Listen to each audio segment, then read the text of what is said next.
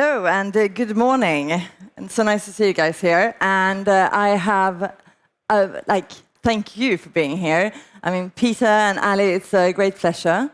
And well, if I start with you, Peter, I remember a year ago here at Slush, I was having had a few drinks, and then the news came about Northvolt bankruptcy, and I was sitting there in my bed writing it. And the next day at the airport, you had your press conference, stepping down from Northvolt. Now you're here, like yesterday, launching your new company with Sid sitting here in the audience, Aris Machina. And it's, I'm really looking forward to hearing about this journey that you have made in the last year. And Ali, I mean, for you as well, like Babylon Health was something I think we at Sifted were writing about so much when you did your SPAC and everything else. And then the company went bankrupt. And which was also like must have been a really hard time for you. But then, like a year later, you started your new company, another health tech called Quadrivia AI. And so we're here today to like learn from you guys. How do you actually get up on the horse again after such a like having these billion-dollar companies and then just seeing them in some way is die, and then doing that. So, I mean, we often say about Europe that we are not allowed to fail because, you're not allowed to start it again. But you are almost like perfect examples that you can do it, and people are like, are they forgiving, or is Europe still like much less forgiving than the US? What would you say, Peter? Well, first and foremost, it's actually pretty much a year ago, and it was a very dramatic day because we, up until the last hour of the evening, we didn't know whether we would have to file bankruptcy the day after or whether we could go into a controlled Chapter 11, and it was basically some of the lenders that was sitting and holding the decision. So crazy enough, when they actually approved us going into to Chapter 11, it was almost an euphoria of preventing a sudden death, we popped a glass of sparkling wine, and of course that came in the media. The Northvolt management is drinking champagne while the company goes bankrupt, and it's just a typical on what really happened and how is it viewed from the outside. Then it's been a year, a pretty terrible year, where you've had this anxiety of just going to the mailbox opening and seeing, am I on the, another day on the main paper front page, being pissed at, and that do things to you and your confidence in yourself. Is it different in the US than in Europe? Yes, I do think. I think there is more of a mentality of try hard. It's okay to break it and take the learnings and continue. So you think the WeWork founder was better treated than you guys were? Well, that TV series was, that was pretty bad. I hope I don't become that kind of TV series. But being back here now a year, and after a while, you get into okay, life needs to go on. And obviously you go really close to your family, and then it's like, okay, what are the points that gives me energy? And being with a team that wants to solve and focus on solving new problems, that gives energy in a pretty dark situation, and it's been that kind of thing that have been also a key driver to kind of mentally get out of this darkness. Yeah, of course. I mean, Ali, what do you, because obviously you have had a bit more time to, more than a year ago, it was 2 years ago, right? So when Bubble and Health went bankrupt, and then you started Quadrivia like a year ago. Ali, how did you manage to get on, like from Babylon, kind of? Mimi, I think about this a bit differently. How many in here have a baby? Who's got a child? Anybody has a child? How many times your child, all children walk, right? But before they started walking, they fall. And they fall every single time. Before they started talking, they say something garbage, and it turns right. And I just think that we are obsessed. Nobody's born fearing falling or failure. But we, as we go through our schooling system and everything else, we become obsessed with fear of failure. And I think one of the traits of an entrepreneur is that you just keep going. Life is not a finite game. There is no one who blows the whistle and says, this is the end of the game. You just have to keep going. For me, it was actually, our company went into Chapter 7 in October, I think, beginning 17th. At the end of October, we launched Quadrivia. We knew exactly what we wanted to do. The mission continues. We wanted to make healthcare accessible, affordable to everyone on earth. We tried it there. Operationally, it was doing very well. We just did, as you said, I was dumb enough to agree to do a SPAC, and you just kind of learn your lessons and go. So to entrepreneurs in here, you will be bombarded by that fear of failure. But I think, Peter, I'm sure you would say the same, that shall also pass. What you're judged by is not how many times you fall, but how many times you get up. So just get up, shake off the dust, move on. How much, I mean, usually we've spoken about this a lot behind the stage, not with you guys, but you need to have a little bit of craziness to be able to do that, because, as you're saying, the schooling system is teaching you how to be a certain way, and like to think outside of that and be like, I mean, do you think that you have to be a little bit crazy? Yes. Yes. Okay. But I think you have to be crazy to have a big belief, because every entrepreneur knows that the moment you come up with your idea and you want to do something, everybody will tell you how it may not work. Also, there are many people who tell you how it may work. You just have to have a massive self-belief that you could make it work. And sometimes, and luck has a lot to do with it. So, I mean, as you know, Mimi, in our case, 2 months here and there, what's the whole difference between a SPACs that worked and a SPACs that couldn't raise the money? It was just a difference of 1 summer. So I just think that we spend too much time focusing on the negative as opposed to all the things we learned. Look, in Babylon, with you, with Northvolt, like when we started, nobody believed you could do a consultation with a doctor on a mobile phone. Today, that is commonplace.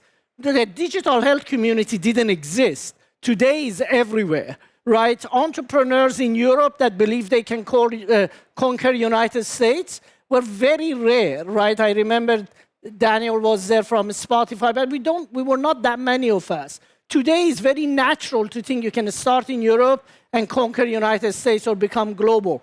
I think there were a lot of things that we succeeded in, and there are some things that we didn't. But obviously, media was, as you mentioned, Peter, was maybe not that kind to you guys. And at times, that must have been quite difficult. I mean, how did you handle it? I'll start with you, Peter. Well, I mean, in the beginning, you want to front, you want to take responsibility, and you want to, you want to try to explain what happens. But you gradually realize that, nobody wants a complex story. Everybody wants, something simple. And the thing, so you very rapidly realize that you're kind of, the force, it's almost like a tsunami of simple explanations, and also, finding, new narratives. You create new narratives like, these guys, never developed a product, they never produce, you create, and you want to fight, but you realize every time that you want to fight against that narrative, it's like pouring diesel on a fire. So after a while, it's like, it's like, okay, let that float. Let me focus my energy on something that I can, get the energy and focus on. Because when that wave comes, there is just one thought, and if you're trying to say something different, you will be crucified. Yeah. And that's a learning experience. Yeah. So Ali, I mean, because obviously there's also just so much things you can say if you're also a public company, right? So how did you deal with that? Because I suppose that you were also kind of told to be the reason behind the failure, right? Yes. Yeah. So, by the way, that is also true. Like, we do have, as entrepreneurs and CEOs of the company, a huge responsibility towards the fact that it didn't work. You cannot hide away from that. You need to learn from it, own up to it, and learn and move on, but not shrek responsibility. But having said that, I was in an opposite thing. We were a public company, $5 billion valuation, and I was told that what you're going to spend the next 10 years of your life fighting legal cases. And that's what happens in the United States normally. I mean, 2 years has passed, thank goodness, we didn't have a single lawsuit, not one. And that's because we knew all the time we did nothing wrong. We did our very best, and it didn't work out, but there was nothing we did wrong. There was no skeleton in our cupboard. So, and then obviously everybody digs, and they didn't find anything. But in that short period of time, the lawyers will tell you, you cannot speak, don't say a word. And therefore, I had to stay quiet. I actually learned the opposite lesson, Peter, and it's really nice to listen to you, because my lesson was, if you don't tell your own story, other people will tell it for you. So you cannot stay quiet. But I'm glad to hear that even if you do tell your own story, you're not going to win. So, so sometimes you just take it on the cheek and go home.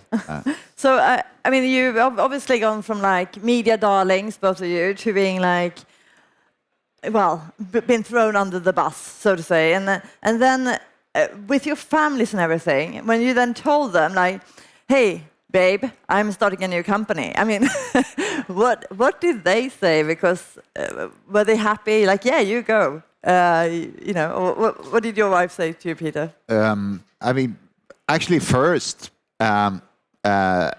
she kind of loved the fact that suddenly I was not away every day of the week, and I was actually at home. So she really saw the light way before I saw it in this situation. But I think also she recognized that if you let this person and with this energy continue like this, it's going to demolish everything we have. So you better get starting on something. Otherwise, you will be a pain in the butt in our relationship. so it went in kind of two phases. And but I must also say, I mean, that I think coming back to the media, I think the hardest thing is how you see it affects like people very close to you.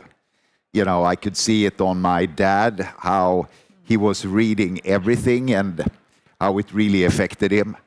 And also on my kids, and that's the thing you can't fence yourself from. I mean, you can shield yourself for, you know, towards yourself, but you can't do that. And that was really tough.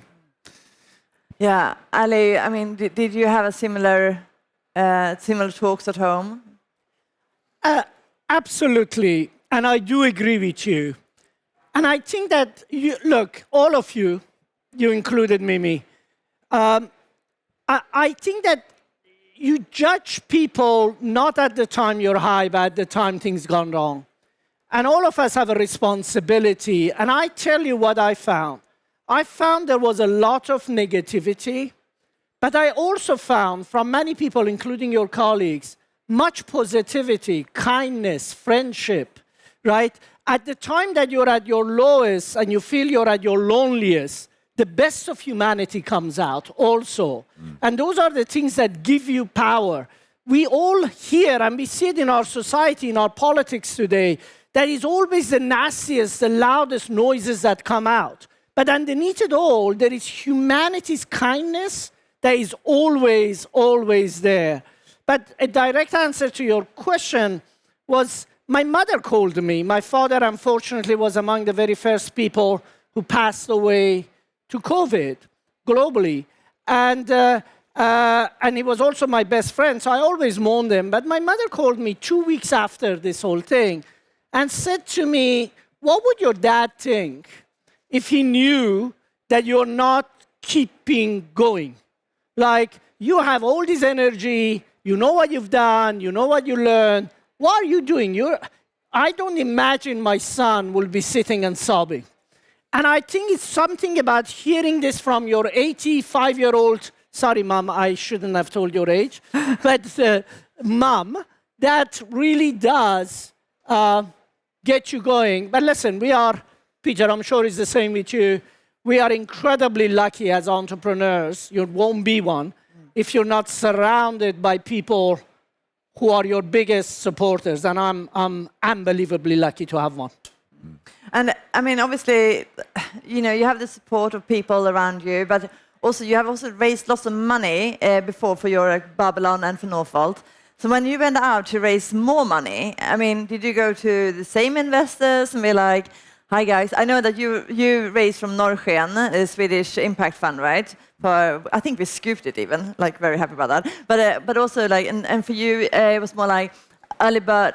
I mean, how did you pick and choose your investors this time around? I mean, did you or? Well, you know, it's back on the horse, but you know, you're obviously you're feeling that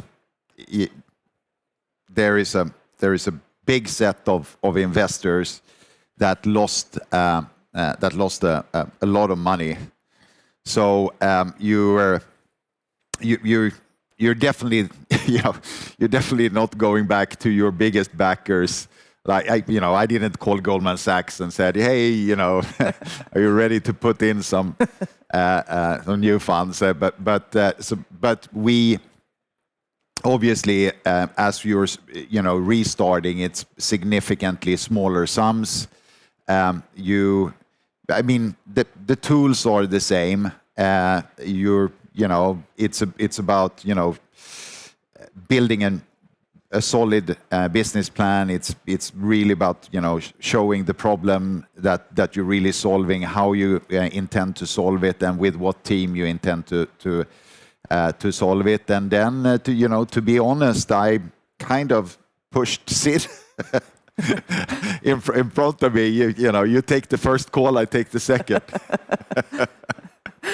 Yeah, I can imagine that you've done enough of those calls, but I think it's also interesting because I suppose that all those investors will always ask you questions as well, and you're like, should you just put it all out there, or should you like hold back? So I mean, I get that. And for you then, I mean, when you reached out to investors, I mean, you didn't call Per Brilliant at VNV maybe, or Look, I was lucky enough in life to have made enough money to be able to support my next venture. So I had no intention of getting any investors for a while. And by the way, my investors, with the exception of one, has been as good as gold. I mean, they never said anything publicly, even privately. Many called and were very supportive, even though they lost money. Our early investors, you must also remember, we did take the company public, and I have no idea, but let's say 20% of 5 billion maybe got traded. $1 billion of money perhaps was made. I have no idea what that number is. So people sell their companies for a few hundred million and they're a huge success. Our early investors who came in at 10 million valuation when left at 5 billion, they did 500 times their money. Yeah. So there were some really happy people too. But what happened to us was we were bombarded right from the very beginning by people who were saying, whatever you guys are going to doing next, we want to back it. And look, the truth of the matter is, and Peter, I'm sure, is the same. I mean, I built 2 businesses that got to over $1 billion in revenue. There are things that we know how to do with scale, and there are investors who kind of think how many other people can do that. That doesn't mean we will succeed, but that does mean we are hungry, we learned a lot, we will go again, and I am incredibly bullish about what we can do now because we learned so much, right? So you've gone through the kind of the early stages of a few companies, you could say, like first the big ones, and now again. So what would you be your kind of advice for other people? Because obviously, if you've done the journey once, you know what to expect, right? You know where the hurdles will be. I mean, so what do you think those kind of lessons are, and what should like early stage founders now like really focus on? Like, what do you say, Peter? You know, are you meaning based on our all your experience from like? But you also were at Tesla before. I mean, you have done a lot. So no, but I mean, I don't think there is a single company journey that is the same, and certainly, you know, the Tesla journey was very different from the Northvolt journey, but you know, the Tesla journey was an enabler for. I mean, you know, it enabled both to see and understand how, you know, a small startup could challenge the biggest players in the world, and it enabled that, you know, that second journey, and that second journey. Basically the learnings during the second journey and actually the way that we tried to build, or we build an entirely cloud-based company from start was then the enabler to the third journey that you're starting. And I think, you know, if there's one thing I would take and give is like, you know, when you're in these journeys, they are roller coasters. You're challenging your comfort zones, and if you don't do it, then you're probably not trying hard enough. But when you're doing that, you also see a whole bunch of new opportunities in that could be a new business idea, and these learnings, you know, evolve and continue pursuing. You know, life is short, and you know, building, you know, working with a team, so trying to solve difficult problems is, you know, one of the most fulfilling things you can do. I think it was so nice. We were talking backstage here, and you mentioned that you actually met your co-founder here at Slush 4 years ago. I mean, it's a little bit, you know. First time I was at Slush, but was 2017. I was talking about Northvolt. Second time I was here, you know, one of the after parties. You know, a couple of investors told me, you know, you should really talk with this guy. He's probably one of the sharpest on AI in the Nordics, and I had a conversation over a drink with Sid, and then I went home and I worked a couple of months to recruit him, and I got him in. And then put him on trying to solve some of our biggest bottleneck problems with an AI toolbox. And now, you know, the third time coming here, we're launching a new venture that is based on those learnings. And I think that's cool. Let's see what the the next visit to Slush will be. Exactly. Well, it's interesting because both of you have somehow stayed within the same kind of what you've learned, and I mean you're still in health tech, right? So is it necessary or is it as good to go into a completely different sector? Do you think that your learnings are so important to keep on building on the same? I mean, what would you say? So look, for me,